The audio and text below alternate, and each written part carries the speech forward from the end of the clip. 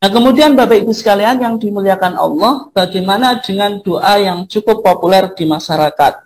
Ada sebuah doa yang bunyinya apa? Allahumma laka sumtu wa bika amantu wa ala rizkika aftartu bi rahmatika ya arhamar rahimin. Allahumma ya Allah laka sumtu, bagi engkau aku berpuasa, wa bika amantu, dan bagi engkau aku beriman, wa ala rizkika aftartu, dan atas rizki engkau aku berbuka, bi rahmatika, dengan rahmatmu ya arhamar rahimin, wahai zat yang maha pengasih. Kalau kita lihat doa yang populer ini, meskipun doa ini sebenarnya ada beberapa tambahan dari redaksi hadis aslinya. Kalau kita coba lihat hadis aslinya di sini, ini hadis aslinya, yaitu diriwayatkan dari Mu'adz ibn Zuhroh. Ini Bapak Ibu sekalian ingat-ingat nama ini, karena nanti kita akan lakukan kritik sanad terhadap hadis ini. Kita coba uji bagaimana kualitas atau status hadisnya. Berarti kan di sini an Mu'adz ibn Zuhroh, ada Mu'adz ibn Zuhroh. Ini nanti siapa? Kita coba kaji. Annahu balaghahu, bahwasanya telah sampai kepadanya anna Nabi sallallahu alaihi wasallam kana idza aftar, bahwasanya Nabi sallallahu alaihi wasallam ketika berbuka itu mengucapkan apa? Allahumma laka sumtu wa ala rizkika aftartu. Berarti cuma ini saja redaksinya dari Mu'adz ibn Zuhroh yang diriwayatkan oleh Abu Dawud dan Imam Baihaqi. Padahal di masyarakat tadi ada tambahnya, Allahumma laka sumtu, ini ada dalam hadisnya. Wa bika amantu, ini ada tambahan. Wa ala rizkika aftartu, ini ada hadis redaksi dalam hadis tadi. Bi rahmatika ya arhamar rahimin, ini ada tambahan juga. Nah, kalau kita lihat tentang kritik sanad dari hadis tadi, maka dari hadis Mu'adz ibn Zuhroh yang diriwayatkan oleh Abu Dawud dan Imam Baihaqi, maka dari sisi sanadnya ada dua kecacatan. Yang pertama, hadis tersebut adalah hadis mursal. Kenapa kita sebut sebagai hadis mursal? Karena Mu'adz ibn Zuhroh adalah seorang tabi'in, bukan seorang sahabat. Maksudnya apa? Jadi kalau tabi'in, dia tidak pernah bertemu kepada Rasulullah.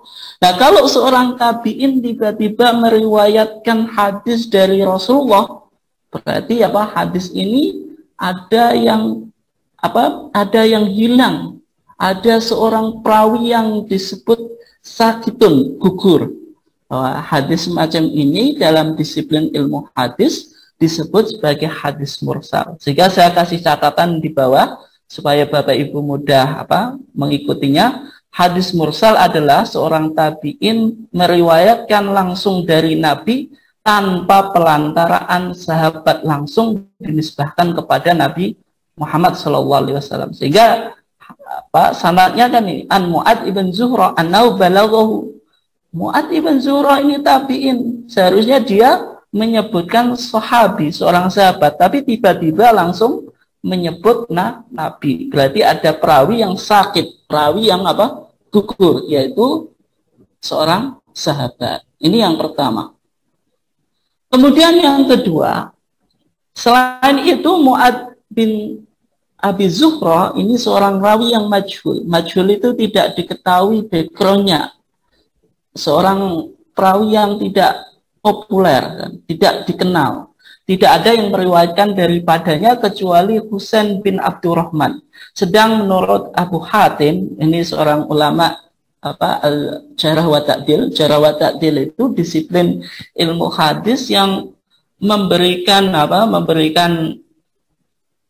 jarh, menganggap perawi itu cacat atau memberikan ta'dil. Si A itu otentik atau tidak, itu disiplin ilmunya disebut al-jarh wa ta'dil. Meskipun Abu Hatim tidak menerangkan tentang celaan atau pujian baginya. Hadis mursal ini juga, hadis mursal merupakan hadis dhaif karena sanadnya terputus. Dan kalau kita lihat misalnya pandangan ahli hadis kontemporer yaitu Syekh Muhammad Nasiruddin Al-Albani dalam kitabnya Irwa Al-Ghalil, beliau juga berpandangan bahwasanya hadis ini hadis dhaif. Nah, kemudian yang terakhir, tadi kan kajian dari ulama-ulama tentang hadis Mu'adz ibn Zuhroh. Kalau kita hubungkan dengan kaidah tarjih tentang kaidah yang berbicara bagaimana penggunaan hadis, Bapak Ibu sekalian bisa buka di HPT-nya halaman halaman 300. Di dalam halaman 300 itu akan di dalam kitab Masail Syatta, kitab beberapa masalah, yaitu di pasal 21 itu ada usul fikih. Maka di kaidah yang 4 itu ada kaidah yang mengatakan mursalu tabi'i al-mujarradu la yuhtaju bih, yaitu mursal tabi'i melulu, maksudnya tidak didukung korinah-korinah yang lain, itu tidak bisa dijadikan hujah. Sehingga kalau kita uji hadis Mu'adz ibn Zuhroh dalam perspektif tarjih pun juga hadis ini tidak bisa ya, Bapak Ibu sekalian yang dimuliakan Allah, saya kira cukup untuk mengawali kajian kita.